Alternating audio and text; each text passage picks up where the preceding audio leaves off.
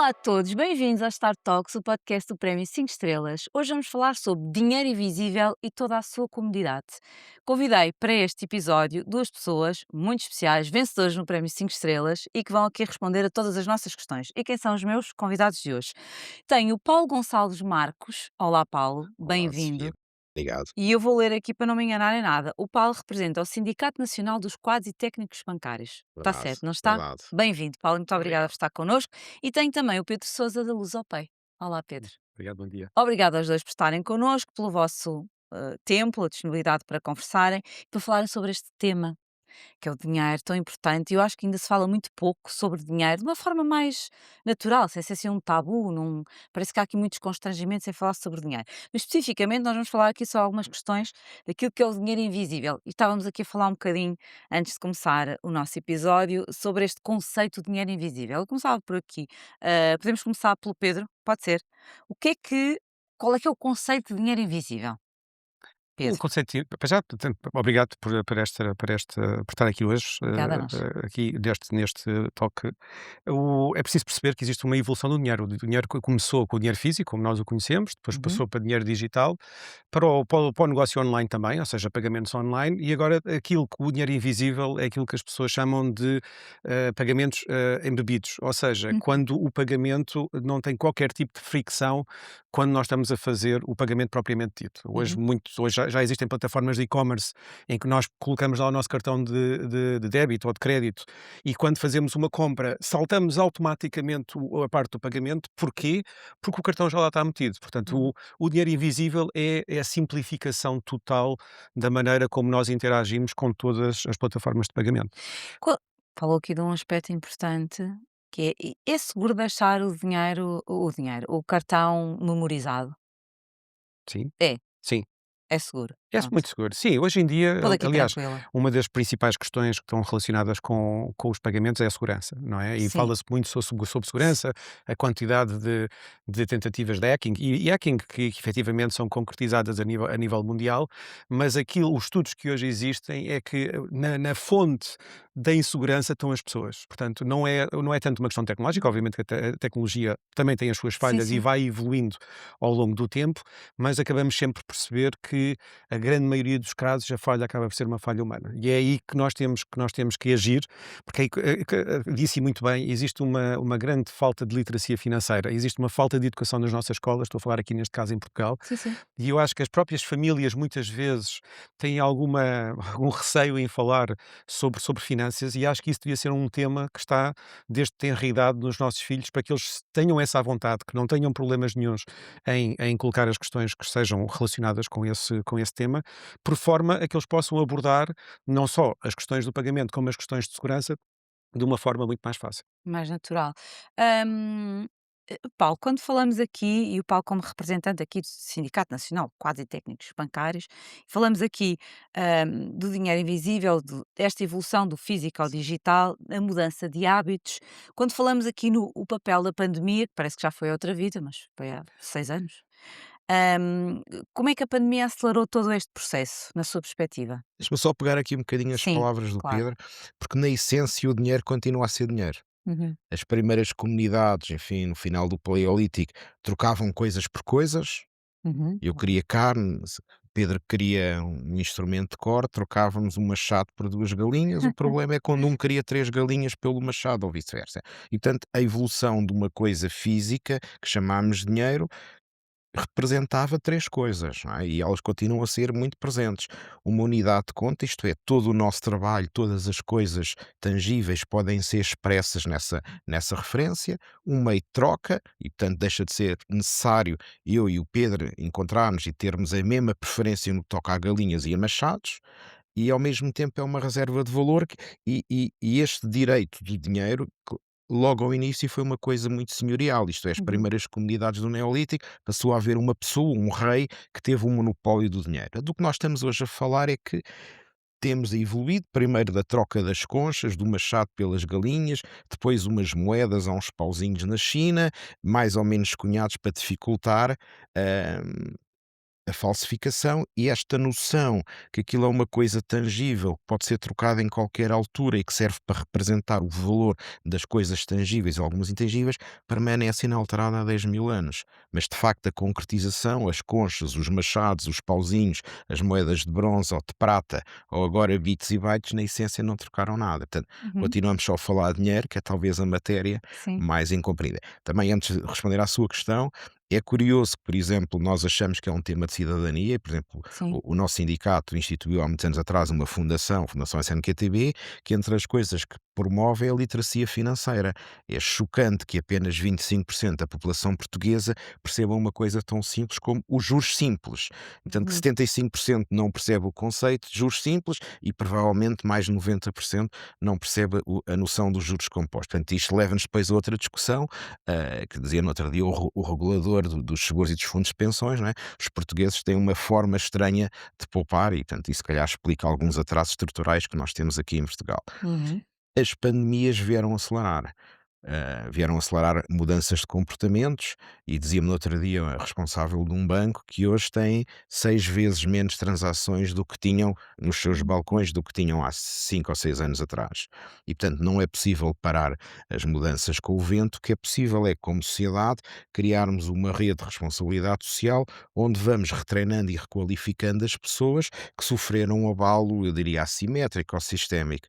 Faz-me lembrar, por exemplo, quando a senhora Thatcher, disse há pouco, fechou as minas de carvão no norte da Inglaterra, e foi uma convulsão social, para ela foi um ponto de afirmação política, mas a história ficou contada à metade. Houve dezenas de milhares de famílias que ficaram sem chão e, portanto, esta incapacidade dos britânicos que fecharam as minas que não eram económicas e depois não conseguiram retreinar os seus cidadãos, criou dezenas de milhares de pessoas que foram jorradas para a miséria. Portanto, todas as transições ou todas as revoluções, eu diria, mais inteligente é perceber, antecipar e preparar-nos para a mudança.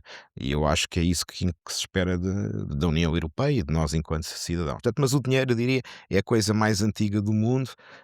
Acho que é das coisas que mais se suspira e mais se fala, Pois é. é das coisas que menos bem se percebe, mas lá está, a corporização física com a esfinge do rei ou da rainha dava segurança às pessoas e hoje ainda não está completamente óbvio que as transações eletrónicas, apesar da tecnologia, da blockchain, etc., consigam transmitir de forma tangível a mesma sensação de segurança. Portanto, eu Sim. diria que é Uhum. um desafio dos próximos anos, talvez décadas, conseguir ou não que haja o mesmo nível de confiança.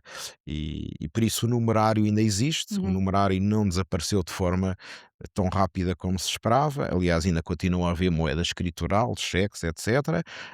O que se está a verificar, por exemplo, nos países do norte da Europa, é que a preferência por numerário, especialmente em grandes denominações, 200, 500 de euros, é mais intensa do que alguma vez foi. Portanto, parece que para comprar o jornal ou uma bica é bom o MBWay ou outro mecanismo, mas para ter dinheiro a sério, as pessoas parece que têm ainda uma preferência por numerário. Pronto, dava uma discussão mais rica, mas sim, Interessante. será um dia para outro tema. Outro podcast. Yeah. Mas pegando aqui no ponto da questão da segurança e da confiança e a forma como as pessoas olham para o sistema, não é? Para o sistema bancário, para o sistema das transações, esta confiança começa em cada um de nós. O que é que ainda não sabemos? O que é que nos falta saber para sermos pessoas mais seguras e mais confiantes em relação ao dinheiro e às transações? Não, eu acho que as instituições bancárias têm feito um trabalho muito positivo no sentido de passar essa informação e essa confiança Uhum. para nós, consumidores e cidadãos. Portanto, eu acho que, aliás, falámos aqui no período pré-Covid e agora Sim. pós-Covid e vemos que o comportamento das pessoas é completamente diferente. Nós Uhum. hoje, aliás, utilizamos muito mais os nossos cartões com NFC, utilizamos muito mais os nossos telemóveis. Cá em Portugal utilizamos massivamente o MBWay, portanto, já adotámos um comportamento muito mais fácil em relação aos meios de pagamento. Lá está, a questão toda é como é que nós conseguimos evoluir, como é que continuamos a evoluir tecnologicamente, trazendo os níveis de segurança por forma que as pessoas o possam adotar. E eu acredito não só o regulador, como também as instituições bancárias o estão a fazer. Nós, por acaso, estamos envolvidos em várias iniciativas que vão trazer ainda mais um nível de, como é que se diz, de segurança adicional, através de Uhum, dados biométricos. Ainda estamos a uhum, analisar sim. formas de o fazer e perceber se elas funcionam na prática.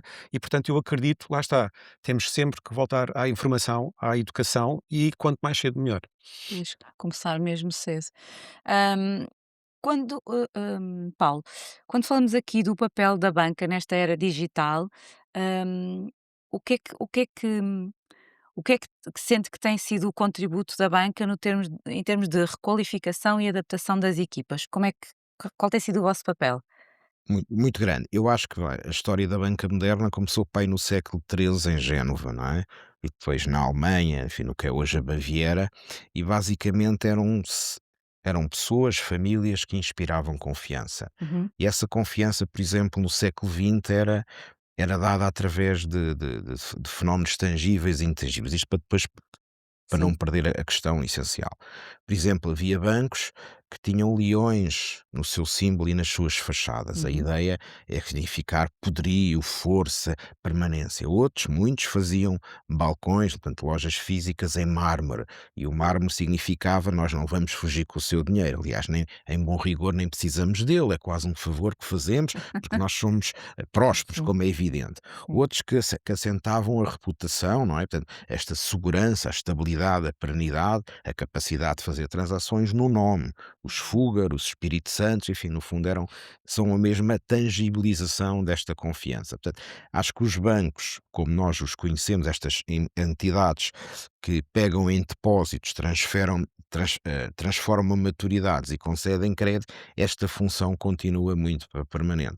O que tem havido é, nos últimos anos, fruto da regulação financeira, um conjunto de atividades clássicas de intermediação que têm sido expostas à concorrência acrescida, nomeadamente os meios de pagamento. O que nós hoje temos é uma situação peculiar, que é as atividades de captação de depósitos, de retransformação em crédito para empresas ou crédito de longo prazo para famílias, que são consumidoras de capital e estão sob grande escrutínio regulatório, continuam nos bancos, e os bancos queixam-se, com alguma justiça, que as outras atividades mais assentes nas transações, que consomem menos capital regulatório e que são lucrativas, foram expostas ou foram abertas por iniciativa da União Europeia. Portanto, claramente há aqui um tema da estabilidade financeira como um todo, porque os bancos têm uma missão importante, por exemplo, na transmissão da política monetária, na criação de dinheiro, e se esta transmissão estiver perturbada, basicamente os efeitos macroeconómicos não se fazem. Portanto, quando nós falamos de regulamentação, tem que se atender que há aqui Uhum, um papel, eu diria, de concessão, que é a capacidade de captar depósitos e retransformá-los em dinheiro através de crédito, e esta função tem que ser assegurada. Tradicionalmente, esta função que perde dinheiro, ou que não é muito excitante, era subsidiada por uma série de atividades conexas que hoje estão liberalizadas. Isto tudo para dizer o quê? Portanto, há aqui uma alteração do paradigma, corremos o risco dos bancos clássicos ficarem presos aos negócios do passado. Eu acho que da Península Ibérica, Portugal, não só a Península Ibérica, e genericamente os grandes bancos europeus, têm conseguido adaptar-se e trabalhar com os novos providers, seja, por exemplo, na área dos modelos de risco, seja nos sistemas de pagamento, como aqui o Pedro, enfim, em atividades conexas. Portanto, acho que o ecossistema está mais robusto e está a funcionar melhor. Agora, a questão de base permanece, não é? uhum, Nós confiamos na emissão monetária garantida por um banco central, chamamos-lhe aqui Banco de Portugal, uhum, numa nota no numerário com a esfinge e com aquela marca que os mais velhos pensam que é uma linha de ouro e que no limite se tira aquilo e se converte em euro. A conversão em euro já acabou há uns anos nos Estados Unidos e aqui em Portugal há talvez tempo a mais, mas portanto que há aqui claramente um imaginário que ainda não está resolvido.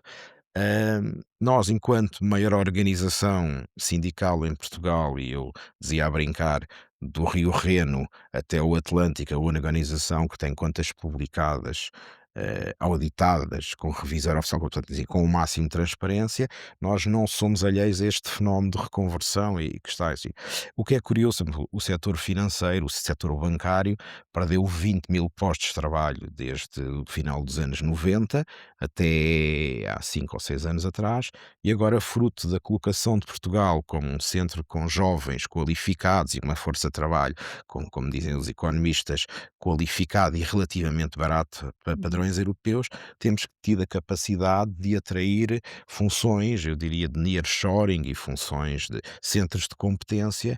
E hoje, por exemplo, o maior empregador na cidade de Lisboa já é um banco que não tem balcões. Portanto, estamos a conseguir requalificar, e se hoje temos menos pessoas em atendimento a pessoas, portanto, balcões clássicos, temos muito mais centros de competência, centros de especialização, software, compliance, controle interno, meios de pagamento, que transformaram, eu diria, primeiro Lisboa, Porto, mas também as Covilhãs, os Fundões, etc., em hubs de competência, e que acho que é muito, muito interessante. Portanto, estou muito otimista, acho que estamos a conseguir fazer esta requalificação. Agora temos que continuar a ser muito exigentes, porque fruto da subida das taxas de juros, as margens de intermediação voltaram aos níveis normais, não são particularmente excitantes, há negócios muito mais excitantes, mas hoje em dia os bancos voltaram a ter níveis de cotação que se aproximam do seu valor intrínseco e, portanto, passou a ser um negócio aceitável ou razoável ser acionista de um banco, uma vez que se espera ter um retorno.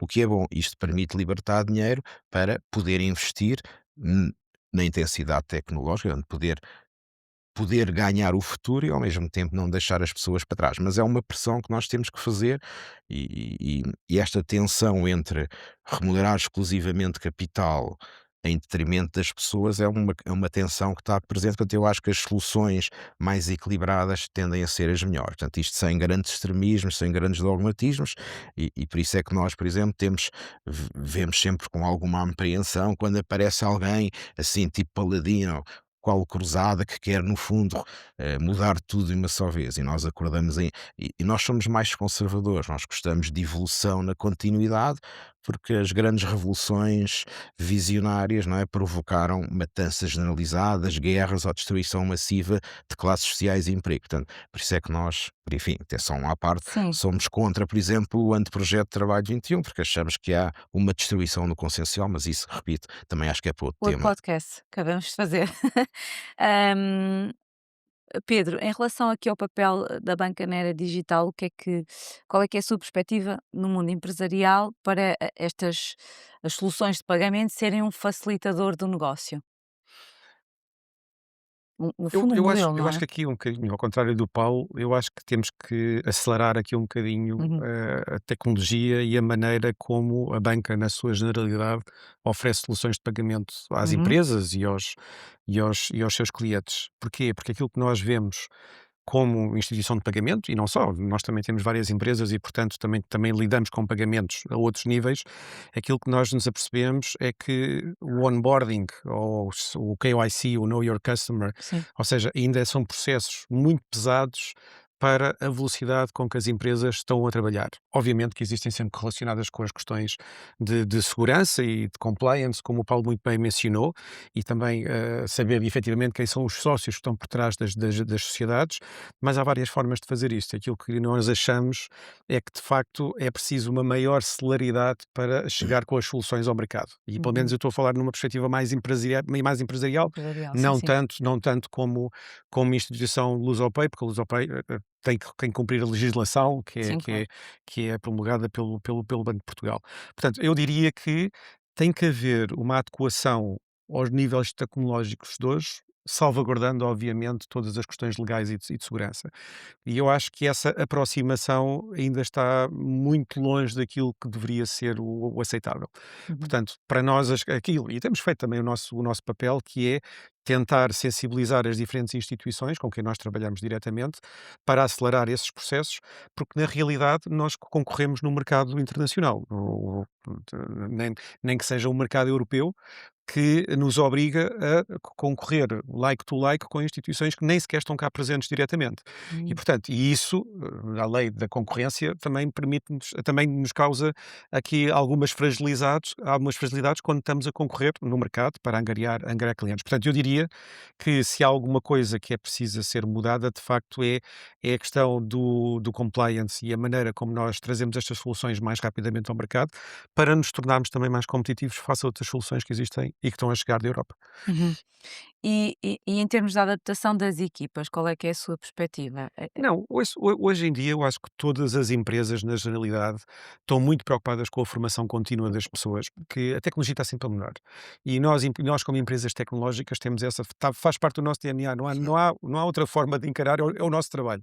E, portanto, estamos sempre a ver o que melhor se faz e o que melhor existe do ponto de vista tecnológico, por forma a adotarmos aquilo que é razoável, mais uma vez, dentro dos limites de que nós temos de segurança e de que há. Portanto, isto para dizer o quê? Para dizer que não há aqui limitações, do ponto de vista de recursos internos. Os Uhum. nossos recursos estão perfeitamente habilitados para estar a acompanhar a evolução tecnológica. Temos é que garantir que, efetivamente, a legislação e o compliance acompanhem essa evolução tecnológica também. Muito bem. Quando falamos aqui, Paulo, quando falamos aqui do o futuro do dinheiro, vamos a Eu acho que o futuro é próspero, ai que bom, isso é bom. gosto desse lado Quem otimista. tem vai continuar a querer ter e quem não tem vai tentar ter. Portanto, enfim, estou brincando. O que nós estamos aqui a dizer neste podcast é que o dinheiro, a sua materialização, evoluiu até à desmaterialização. A sua essência, que é uma unidade de conta, uma forma de reserva e um meio de troca que continua inalterado e, portanto, ainda não se encontrou outro mecanismo que tenha estas três características, sem as quais as sociedades não andam. Só relembrar, há uns anos atrás, no Camboja, um tipo chamado Pol Pot tentou eliminar o dinheiro, pois o Camboja regressou à Idade da Pedra instantaneamente e provocou Uhum. talvez o maior desastre da humanidade, pelo menos historiado. E, portanto, o dinheiro continuará. Ele evoluiu, enfim, hum, eu penso, só para contar uma história, o malogrado Dr. José Manuel Espírito Santo, um banqueiro, enfim, ao seu tempo célebre, e era célebre porque tinha uma reputação e uma história de fazer banca com os clientes e ter um grande envolvimento pessoal. E ele dizia-me ali no final enfim, da primeira década do ano 2000, quando ele era mais jovem, fazer banca era olhos nos olhos. E Uhum. que agora ele achava, agora, portanto, isto está quase Uhum. há 20 anos, que fazer banca era controlo, era cumprimento de regras, era tudo tão difícil que ele já achava que não estava preparado para fazer banca.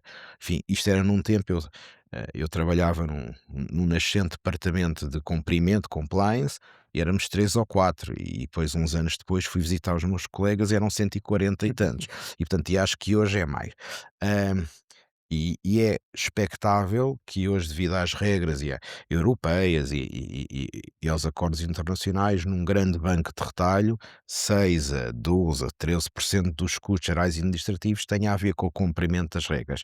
Mas isto tem uma coisa muito simples, como os bancos têm um efeito sistémico, isto é, criam base monetária e são eles que são responsáveis pelos mecanismos de propagação da política monetária, isto tenda-se taxas de juros, o seu impacto nos mercados de trabalho, de capitais, etc., são demasiado importantes para cair. No fundo, este risco sistémico, hum, e por isso é que torna este setor tão especial, e percebo que os parceiros e as empresas que estão no ecossistema de pagamentos se queixem, mas atenção, que é depois da crise do subprime, vem outra camada de regulação, exigências de capital, etc.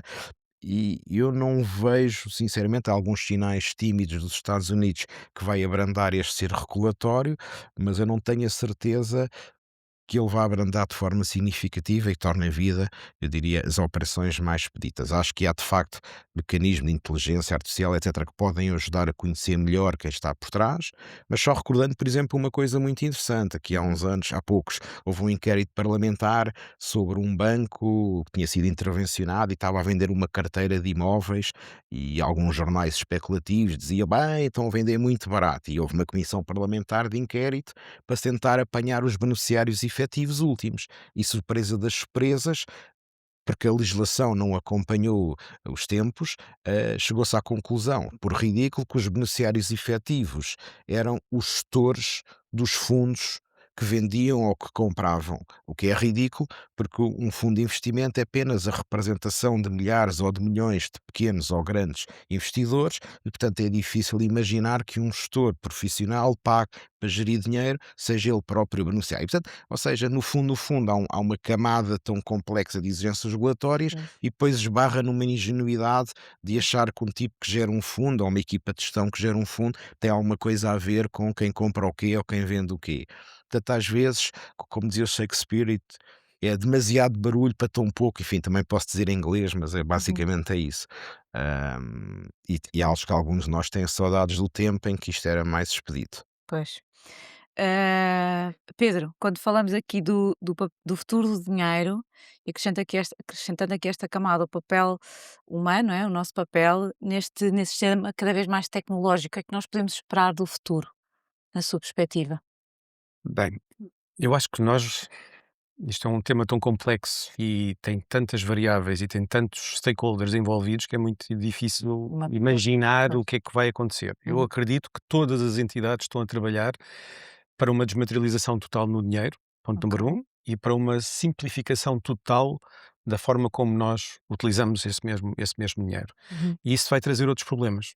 Vai trazer problemas relativamente a nível da literacia financeira, que já falámos aqui e é das coisas, para mim, mais importantes, porque é aquilo que menos se fala, pelo menos no nosso país, que é Sim. uma coisa que é bastante estranha.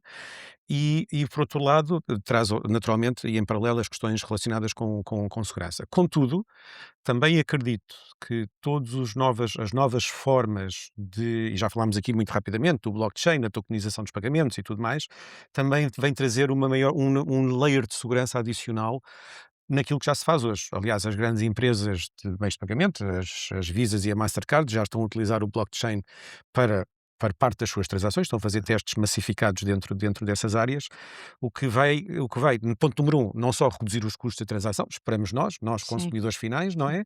Mas, por outro lado, deve trazer um layer de segurança adicional e uma maior transparência sobre as transações. Hoje, infelizmente, mas isto não é uma crítica, é uma algo que está a ser evoluído. Muitas vezes, quando nós temos uma disputa num meio de pagamento, ou seja, o nosso cartão de crédito foi debitado por um valor que nós não conseguimos Uhum. identificar, aquilo é um processo administrativo tremendo, não é? Nós telefonamos ao banco, o banco vai ver, não sei o quê, quando damos por isso, já passou um mês, Sim, ainda não resolvemos o problema. sim. Isto tem que ser imediato, não é? Pois. Isto não podemos andar, ou seja, e o facto de conseguirmos trazer infraestruturas tecnológicas para mais próximas do cidadão comum, vai trazer mais confiança, mais facilidade no processo e maior integridade a nível de sistemas. Portanto, eu acredito que a tecnologia, e como tudo, eu concordo com o Paulo, isto é uma evolução, não é? Estas coisas não aparecem feitas e estão prontas a funcionar. Não, vamos aprendendo. Aliás, estávamos a falar um bocadinho sobre as cripto, não é? Sim, As criptos têm a sua própria evolução, têm Uhum.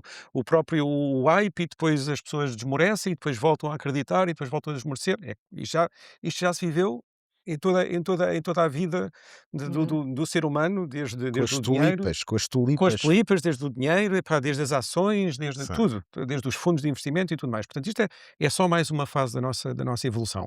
Acredito sim que a tecnologia vai simplificar a nossa vida, vai trazer mais transparência, vai trazer mais segurança, mas a par disto tudo, e eu estou aqui de acordo completamente com o Paulo, que é preciso preparar as pessoas para isto também, porque, aliás, estava a dizer há bocadinho e muito bem que nós hoje próprios já temos alguma dificuldade em lidar com alguns meios de pagamento que estão a aparecer. Sim, Eles sim. não são menos seguros. Nós temos é que perceber que novos meios de pagamento são esses, não é? Pois. Tem Mas eu mais acho que informação também. é mais informação e eu acho que isso é um processo, pronto, mas que já está a ser feito de alguma maneira pelos vários stakeholders do mercado.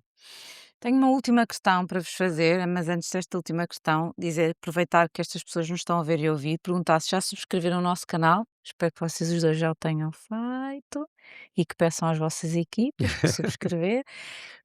Ativarem notificações. Temos um episódio novo todas as semanas, pessoas queridas. Estamos também no TikTok, caso nos queiram seguir por lá. E gostamos muito de ler os vossos comentários, sugestões, perguntas. Estamos atentos a tudo, está bem? Portanto, e temos episódios com conteúdos muito interessantes para vocês verem e partilharem. Última questão para os dois. Como é receberem um prémio 5 estrelas? O que é que isto significa para as vossas marcas, para as vossas equipas, para as pessoas que estão aqui a representar? Bem, para Pedro. nós é muito importante porque se há uma coisa que nós na LuzOpay fazemos muito mal é marketing. Uhum. Portanto, estamos tão focados em tecnologia, estamos tão focados, lá está, em compliance, segurança, em servir os nossos clientes, que depois temos muita dificuldade em comunicar. Portanto, o prémio 5 estrelas, de facto, traz-nos uma visibilidade que é muito querida para nós, porque traz-nos uma notoriedade que nós não a temos no dia a dia, Uhum. e também é um reconhecimento ao trabalho que as nossas equipas estão a fazer, porque a Lusopay só existe porque as pessoas existem. Uhum. E, portanto, o facto das pessoas se reverem nesse prémio e perceberem que todo o esforço que elas fizeram se concretizam num prémio com este prestígio, para nós é muito importante. Que bom, fico muito feliz. Eu Paulo. tenho uma resposta menos elaborada, mas eu diria que nós vemos o nosso sindicato como uma comunidade de afetos e uma Uhum. comunidade de afetos dos nossos associados, o rigor e o profissionalismo dos nossos dirigentes e uma independência feroz que nos permite estar sempre de cabeça levantada. E eu acho que este é o reconhecimento do que os sindicatos são forças vivas, modernas, proativas e não tem nada a ver com a imagem dos mineiros do século XIX, sem menosprezo por ninguém. Infelizmente, há algum atavismo da sociedade em relação aos direitos laborais e às associações genericamente como um todo. Este definhamento das organizações intermédias em Portugal explica um bocadinho porque é que ainda estamos algo afastados dos Uhum. níveis de prosperidade da Europa. Portanto, para nós é o reconhecimento, é inovador para um sindicato e acho que é um caminho que estamos a trilhar e que com muita ambição. Fico muito feliz mesmo, de verdade. Obrigada aos 2 Obrigado pelo também Obrigado vosso pelo tempo, nós, pela vossa convite. obrigado disponibilidade nós, foi um e prazer. espero estarmos aqui vamos estar no próximo ano a celebrar mais um prémio. Vamos fazer por isso Vamos os fazer por 3. isso. Nós voltamos na próxima semana, voltem connosco. Obrigada por estarem desse lado e até já.